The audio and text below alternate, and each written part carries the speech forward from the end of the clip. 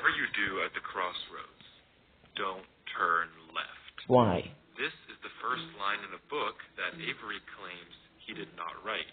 2 weeks ago, a YouTube channel called Avery the Mayo uploaded a YouTube video titled Weird Book I Did Not Write, where he shows us a mine that supposedly he never built. Inside the mine is a chest that Avery did not place, and inside the chest is a book that Avery did not write. Inside the book is a very strange message. Whatever you do at the crossroads, don't turn left. Don't be fooled. It's listening. You can't outsmart it. What? It's listening to me. It's watching me. What the fuck is it listening? This world. At the crossroads, don't turn left. What's the creature name? Is it? I bet it's Bob. At the crossroads, don't turn left. At the crossroads, don't turn left. At the crossroads, don't turn left. Followed by a sequence of numbers. And that's it. It seems impossible that a whole mine just appears in your world without your knowledge, but Avery explains in the description of the video that the laptop he's playing on is from a storage locker. It already had Minecraft installed, and this world already existed, but when Avery first loaded it up, it was just a normal world. He only now discovered this mine a few hundred blocks from his house. So, in that case, what is this book? The contents are strange, and it's not evident what they refer to. If anything, they just sound like some crazy rambling. But the numbers at the end are clearly some sort of code, so maybe we can solve it and figure out what this book is talking about.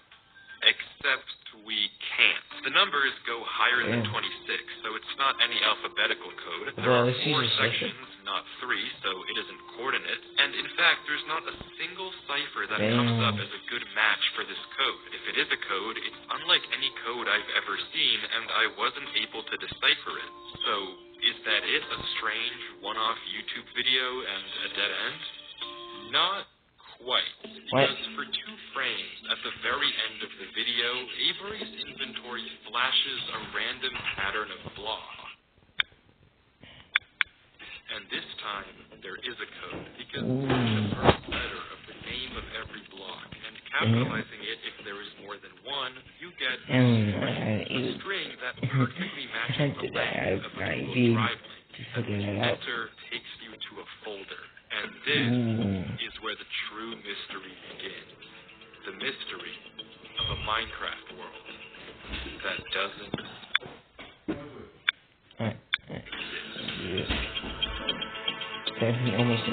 Opening to use this mine named Footage 1, we can see a player in the exact same spot Avery was in the last video, except now he has way more items than he had last time. Presumably this is from his house, and he's come to use this mine in survival as part of this world. The book is now gone from the chest, but it could be that Avery just burned it because it creeped him out, or it's just this book in his inventory. Regardless, Avery lines up with the other strip mine and begins to start a new one into the wall, but when he does, he finds this.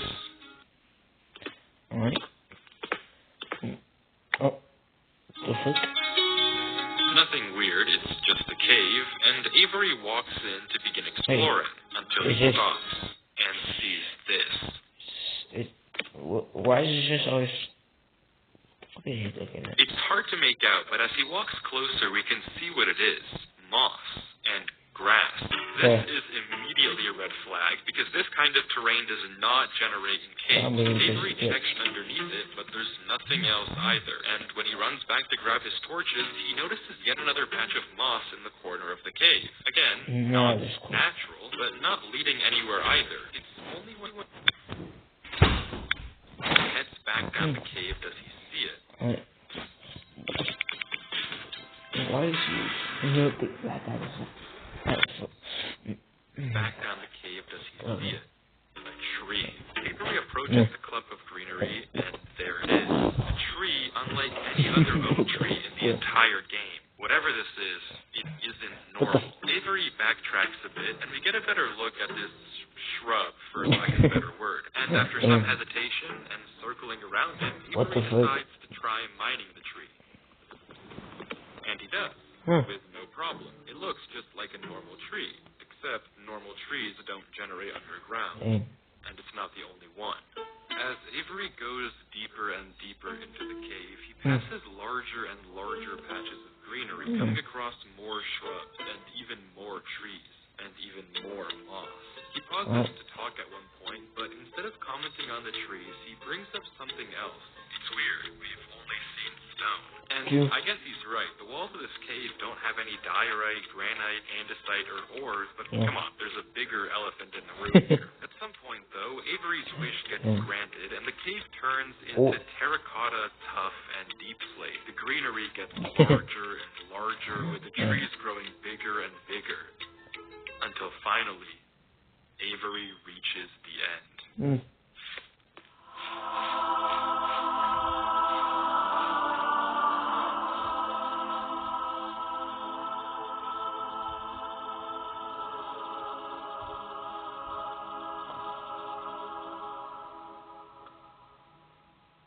Avery stops for several long seconds, just taking everything in. The room is a giant cave of green, with strange, unnaturally large trees forming a staircase on the back wall. The floor is covered in a massive field of moss, scattered with the strange trees we saw earlier. Avery slowly heads down the cavern wall, being careful not to take too much damage while maneuvering his way to the bottom. He looks around in awe as he explores the chamber, and from closer up, we can see a tunnel right between the massive tree gates. Avery searches around the trees for a few minutes, seemingly mesmerized by the build, and we can see that these gates are made of trees stacked on trees stacked on trees, made of spruce, and oak. But the question here is obvious.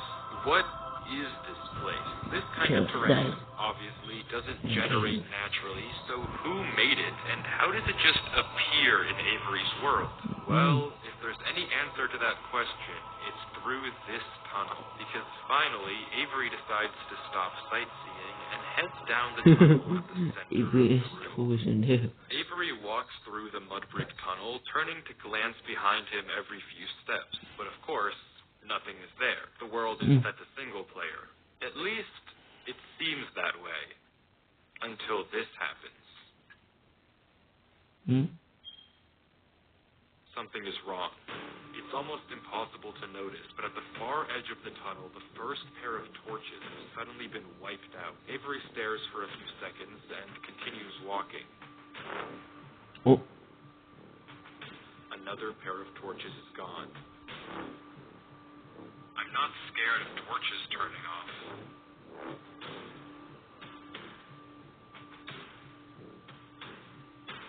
And then another. Oh, shit. I don't know what kind of practical joke this is. But I already heard you in the... Oh, shit.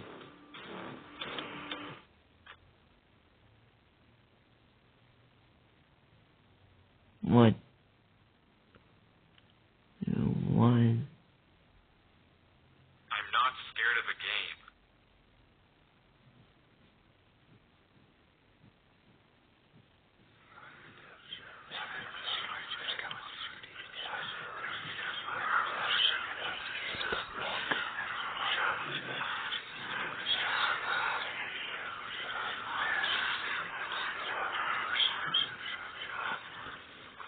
What the fuck?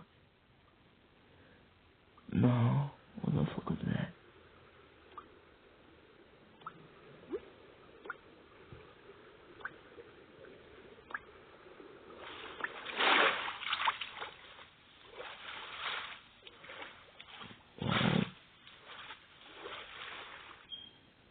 I don't know why I just jumped down. I wasn't scared. But I felt... compelled.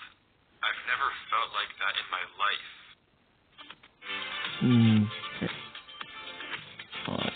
Let's see what the fuck like that is on. No.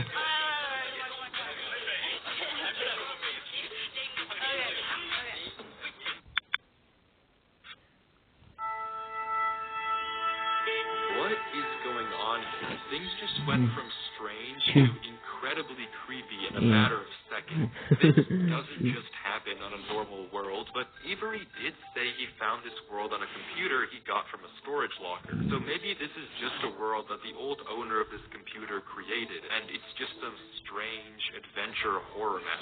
Case closed. Except it's not, because the video files aren't the only thing in this Google Drive folder. If you remember, there's also this PDF, and opening it, we see this. My exploration into a strange tunnel I found in my Minecraft world. I've been playing this world for a while and just discovered this. This is my documentation of the search. Notably, when I installed Minecraft, this world came pre-created. Always thought that was a little strange, but I'm not really sure. This seems okay enough, but remember what Avery said earlier. He found this computer in a storage locker with Minecraft installed. Not he installed Minecraft and this world was there. Admittedly, it's a pretty small difference, but still, why the conflicting stories? Something you may have also noticed that I can't explain is why Avery's name is now censored. He wasn't censored in the previous videos, but now he's both hidden his name and changed his skin, almost like he's hiding from something. But there's still a lot more of this footage, and if you want to figure out what's happening in this world, why it exists, and what it has to do with Avery, we have to keep watching, as Avery runs from whatever it is that's hiding in this world. Avery says he has to keep moving, even if he doesn't exactly know why, and the only way to go is down. Avery takes a leap into the giant pool of water before him and swims down into a junction of tunnels. After some hesitation, he burrows himself in the left wall for air before swimming down the left tunnel. He continues to navigate through the dark water, the tunnel getting narrower and narrower, with no end in sight. Until it opens into a giant cavernous room with just enough space at the top to get a bit of air. When Avery descends again, we can see tunnel openings sprawling across the walls. Avery scans around. There's no marker of where to go, just tunnels upon tunnels as far as the eye can see. And then he hears it. The same sound as when the whispers played previously. Avery rushes to dig into the wall, and as he blocks himself in, we can hear the whispers again.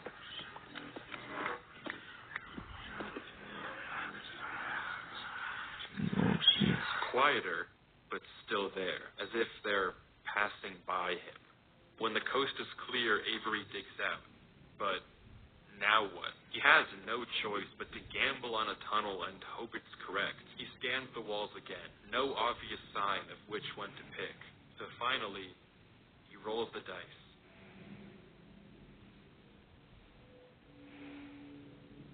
The tunnel leads to another junction, and again, after a slight hesitation, Avery goes left.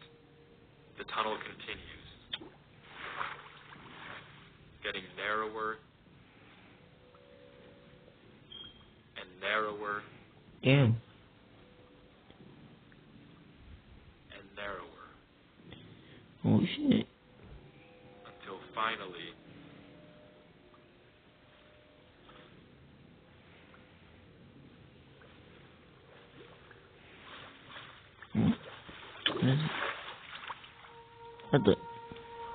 he finds himself in the oasis.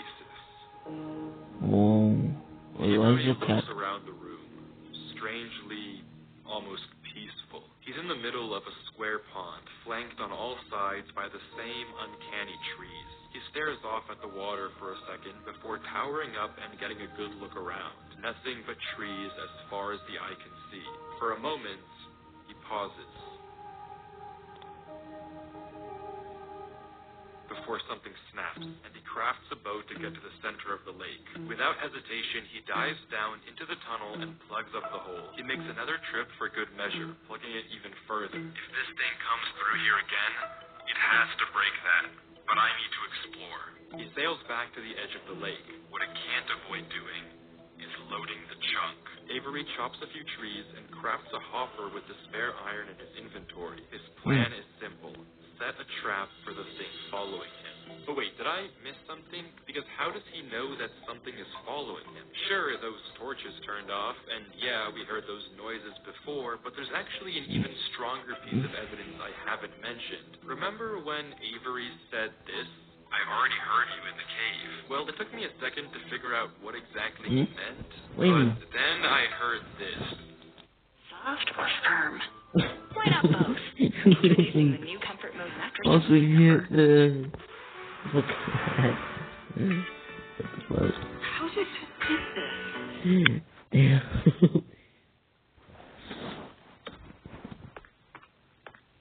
It's almost impossible to make out, but on a few separate instances, while Avery was walking in that original cave, he would randomly pause for a second or two, and now we know why. He was listening. Every time he paused, for just a brief moment, you could hear footsteps on the stone behind him. Stopping just a fraction of a second too late to be quiet. But okay, if something is somehow really following Avery in a single-player world, how can he stop it, or at least get it to reveal itself? Well, that's exactly what he's doing right now. Like he said, he needs time to look around and explore this world. But while he's gone, anything can just swim through the hole and replace the blocks to make it look like nothing happened. But if Avery turns down his render distance and puts items in this hopper, if he then goes far enough away and unloads the chunk, the only way for the hopper to be empty when he returns is if something loaded the chunk while he was gone. And then, whatever was following him would be exposed. The trap is set. Now, it's time to explore.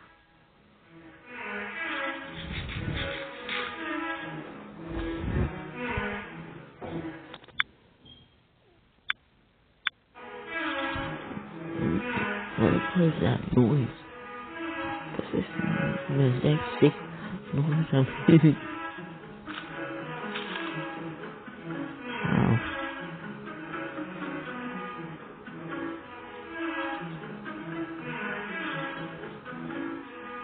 Avery walks through the trees, avoiding the lake so as to not load the chunk. Every inch of this place looks exactly the same. The same gray floor, the same strange trees. Everywhere he looks, there's nothing. Until, just in the corner of the screen, there's a sign. But it's hard to spot, and Avery doesn't seem to see it, and he keeps walking. Then he pauses. Interesting. That's the third sign we've seen so far. What? Where? Third sign? I've only seen this one. But it turns out he's right. Going back and re-watching the footage, just barely hidden in the corners of the screen, are two other signs Avery crossed earlier in the recording, though he gave no indication at the time that he noticed them. Avery goes back to all three signs. All of them are blank, so I don't know what to make of it, but Avery seems to be satisfied, and he explains why. These signs all seem to point to one place. Both of these angled ones point in the same direction. And he's right. If you line up a coordinate grid with the location and rotation of the signs, you get this. So he's right, all of them point a certain way, and if you trace out their intersection, it hits one specific point. He also pulls off this brilliant move, which you rarely see from these protagonists, by turning the difficulty to peaceful because he ran out of food. Absolutely genius. But with that said, he returns to the lake to check on his contraption. And nothing showed up. Items are still flowing out of the hopper, which would be impossible if anything had loaded the chunk. Avery tells us exactly this. Nothing came through. Not to mention, the blocks are still in the same position Avery placed them to plug the hole. Now that he's shaken off whatever was following him, Avery sails back, presumably to find the intersection points of the signs. But before he does that, he opens up chat and says this. Something is here. What? How? Why is Avery saying that? Why isn't he sending it in chat? What did he see? I don't know if it can hear me. But I'm not taking any chances. The grass block. When Avery left the chunk, he didn't just set one trap for the entity. He set two. Without mentioning anything to us, he placed a grass block next to a block of dirt. In Minecraft, grass can't spread if the chunk isn't loaded. The only way that this block is now grass is if something other than Avery loaded this chunk. I'm not scared, but my gut says to keep moving. Oh, shit. Then move. Move. Nice.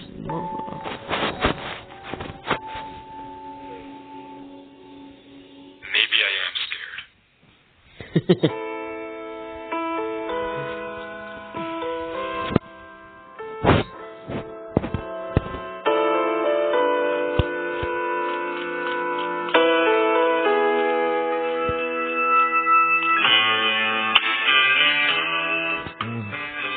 So easy. The other sign was pointed head on. Yeah, that's your song.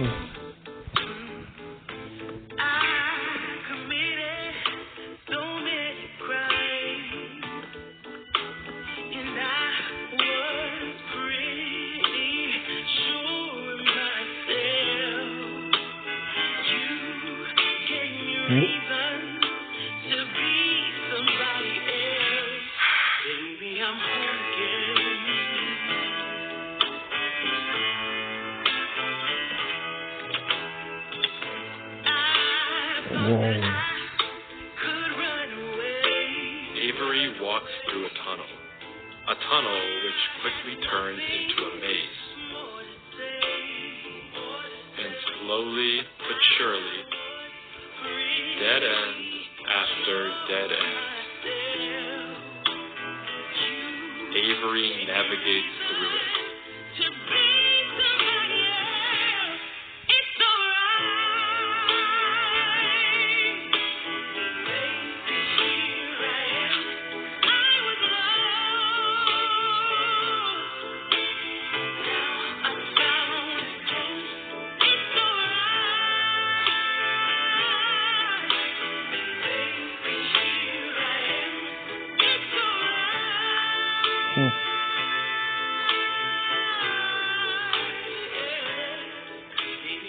Avery is clearly smart. Smart enough to set a trap, and smart enough to set a backup. Yeah. But whatever this thing is that's following him, it's smart too. Smart enough to block up the tunnel it entered from. Smart enough to refill the hopper with items after loading the chunk. Smart enough to hide its presence.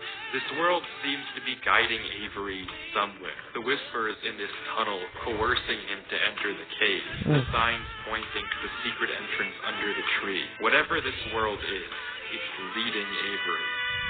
But to what? We don't know. All we do know is that he isn't alone. And finally, Avery exits the maze into another giant room with what looks like a cipher above a door, with 3 levers right in front of it. Avery stares up at it, says he'll need a pen and paper, and blocks up the tunnel where he came from. The footage ends with him staring up at the code, deep in thought. Oh, shit. 3 words. Teen driver reports.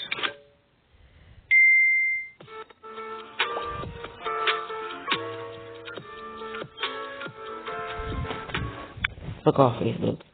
Ends with him staring up at the code, deep in thought. Oh, shit.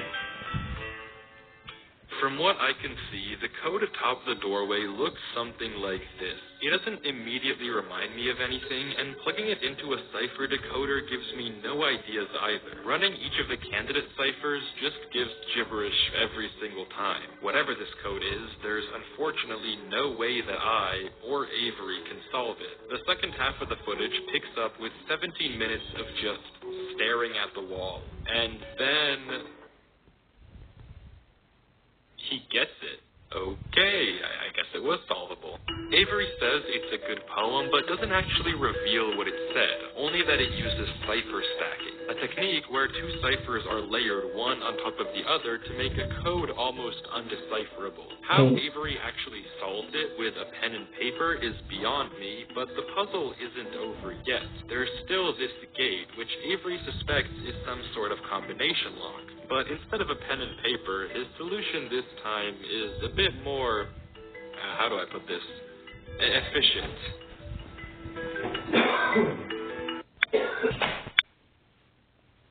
Oh.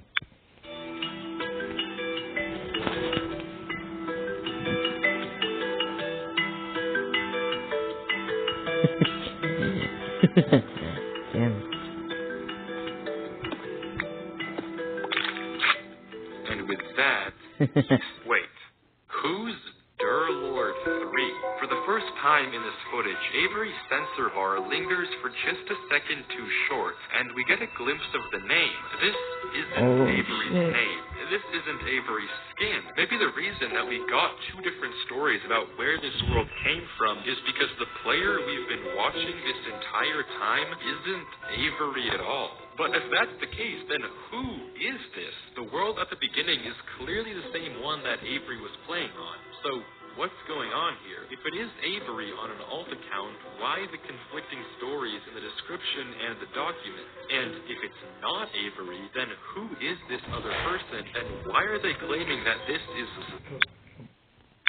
their world they found? I genuinely just don't know. The only way to find out is to keep watching as Durlord walks through the tunnel after the puzzle and finds himself in the village. Whoa. Wait a minute. That village seems familiar. It's someone in Minecraft Live. What? It's abandoned? Why is it abandoned?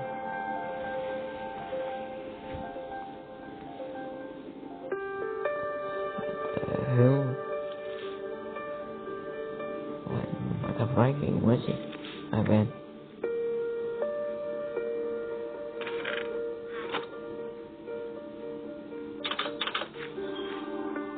Whoa. Fountain. Oh, what? Let's go.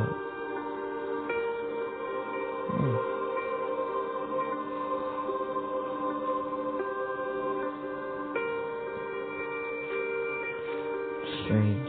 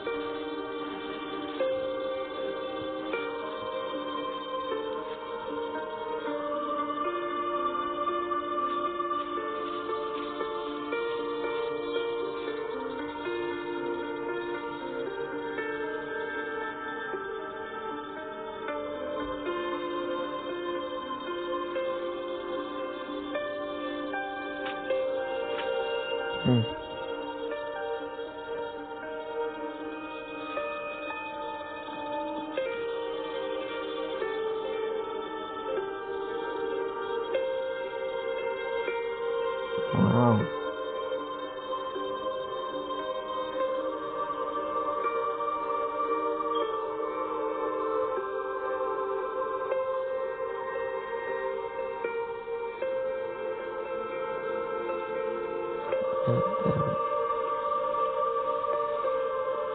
Oh, this is someone booked me. No, Martin. This is your block. What the fuck?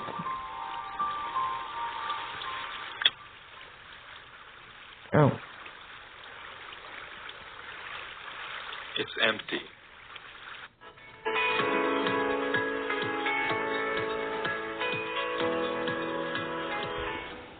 I'm a baseball dad. Just because I didn't go pro doesn't mean my kid. Hey, buddy. It's empty. This village is strange. It's clearly abandoned if the cobwebs and literal holes in the roof didn't make that obvious, and all the chests and containers have nothing inside of them. There's also an interesting amount of yellow in the carpets, beds, and flooring. But wherever Durlord looks, he can't find anything of interest. No lead on where to go or what to do from here. The fountain and statue in the town center is by far the most eye-catching decoration here, but like we can see, it too is empty. There's no path to take from there.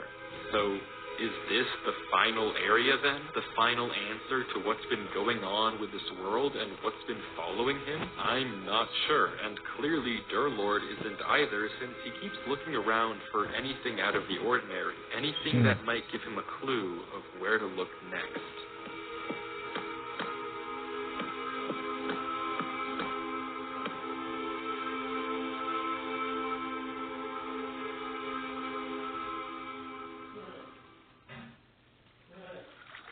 What? What is he looking at?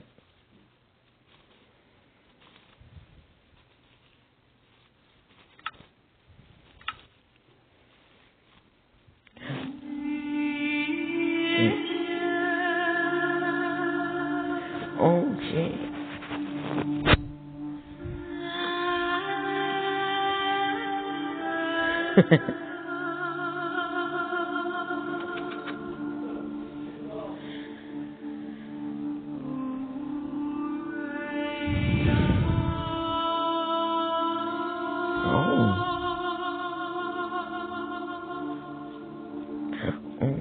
Is that path? Yep. Right, yeah, okay.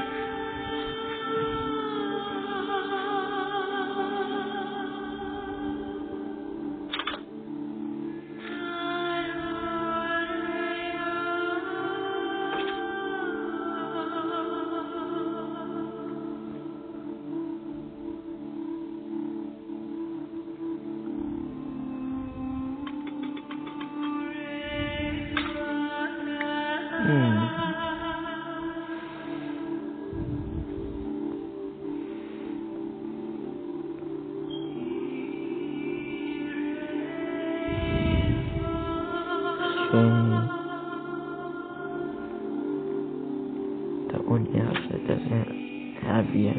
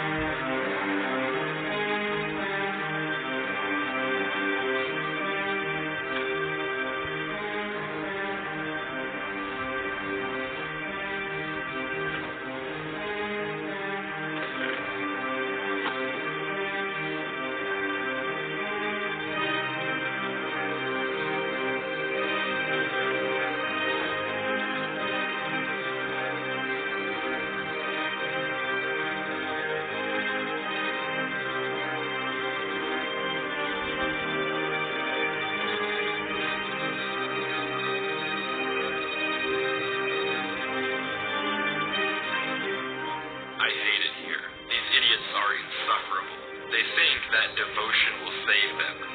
Rest assured, it will not. Not that it will do them any good to believe that anyway. The ones who realized it pretend they didn't. But it doesn't help there are some of them who truly believe they'll be saved. The king is coming by. If anything, I wager that their king is already here. It's watching me write this. I don't particularly care. I just want this to be done with. The sooner I can leave, the better. Damn. He's arrived. I don't know why anyone is surprised to find that out. This is exactly what they were hoping for. I'm going. I'm leaving this here in the rare case someone finds it.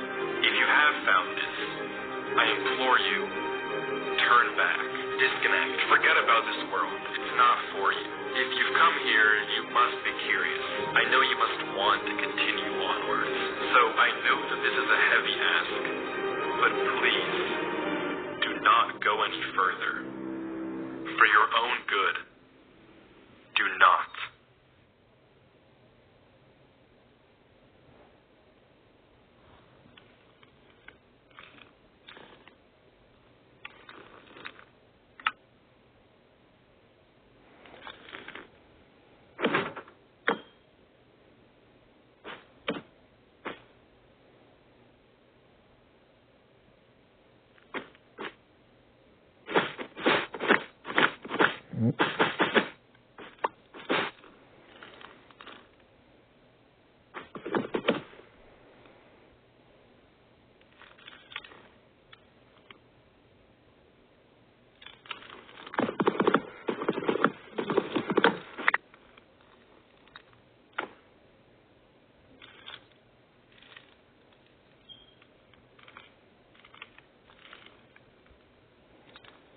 What the hell?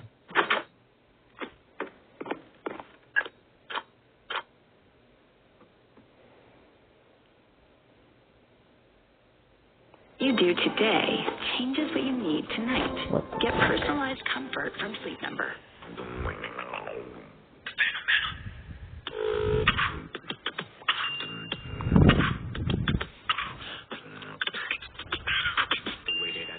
Try Spectrum Mobile.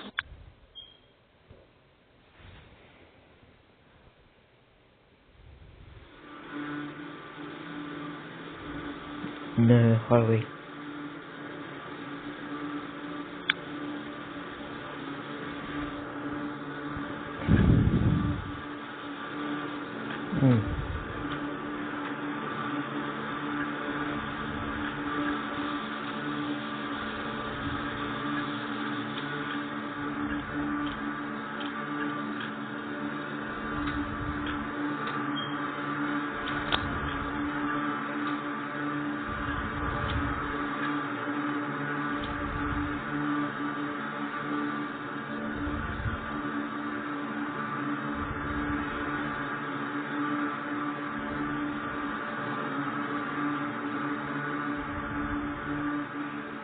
Hey, give me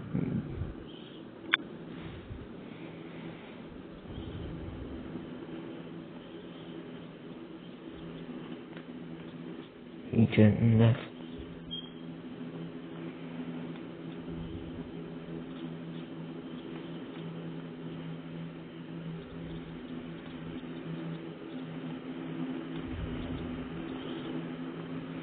What the?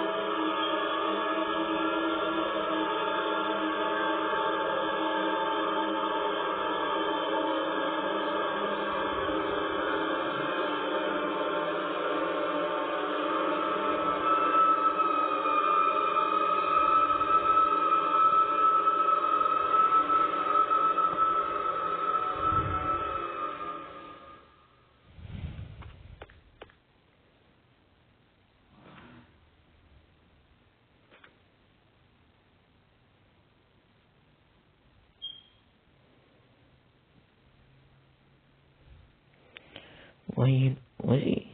Yeah. Yo, Joey, I want to see.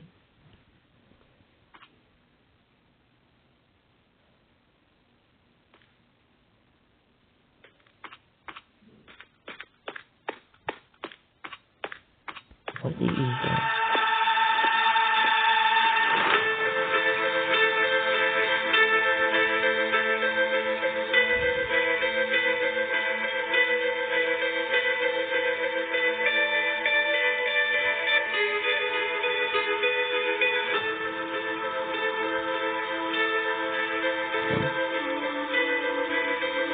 No more Cave Junction.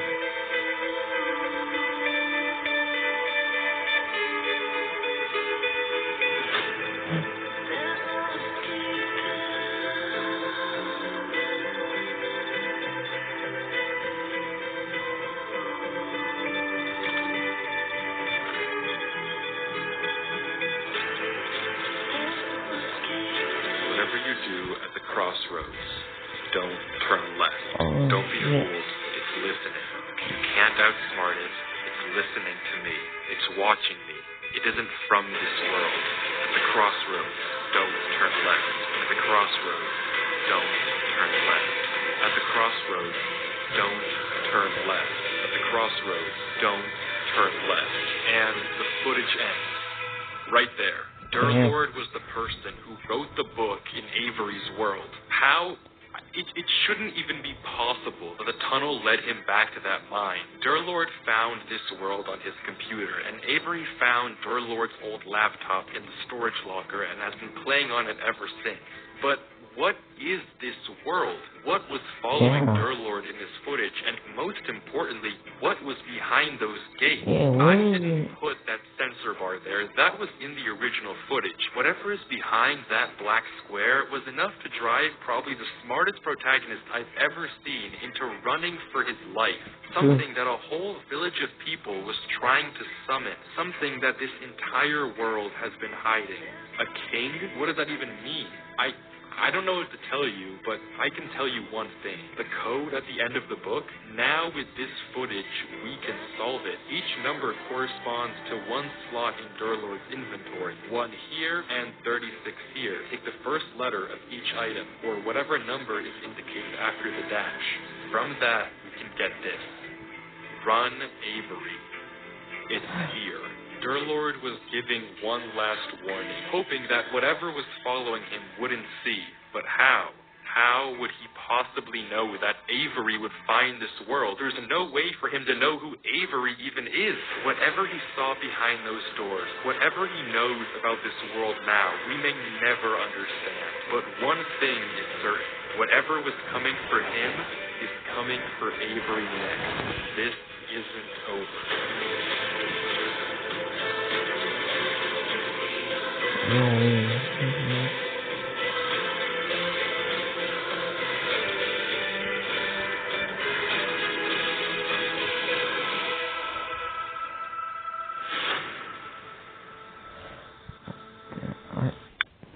That's it for the video.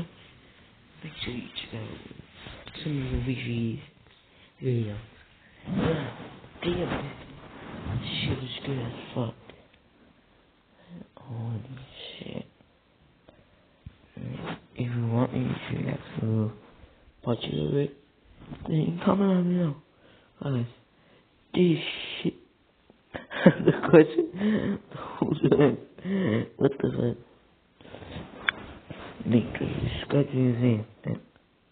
Yeah. That shit just insane.